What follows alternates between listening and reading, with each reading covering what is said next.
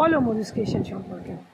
Madhu's creation এটা আমার পারিবারিক ব্যবসার মতো। মধুস ক্রিয়েশনের যে ওনার, সে হচ্ছে আমার ছোট বোন, এইটুকু থেকে আমি ওকে চিনি।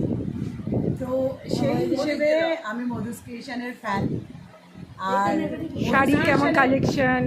মধুস ক্রিয়েশন শাড়ি, সেটাই বলছি যে আমি ভিখারি হয়ে গেছি।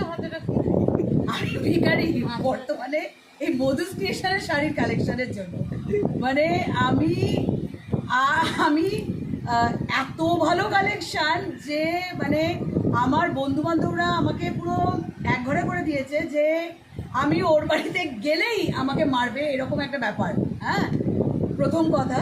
দ্বিতীয় কথা হচ্ছে যে মানে এত সুন্দর কালেকশন, এত ভ্যারাইটি, আর আমার বোনের ব্যবহার এত ভালো যে যার জন্য ওর এত পপুলার আজকের, এত ওর কাস্টমার।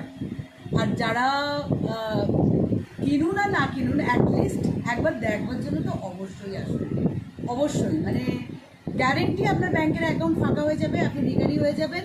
হ্যাঁ, তবে সোনার দাম যে হারে বাড়ছে, সোনা তো আর কিনতে পারবো না। অ্যাটলিস্ট ভালো ভালো শাড়ি পরি, এইটাই আমাদের সান্ত্বনা, এর বাইরে আর কিছু বলার নেই। চুচুচি ও Madhu's creation, all the best. Thank you.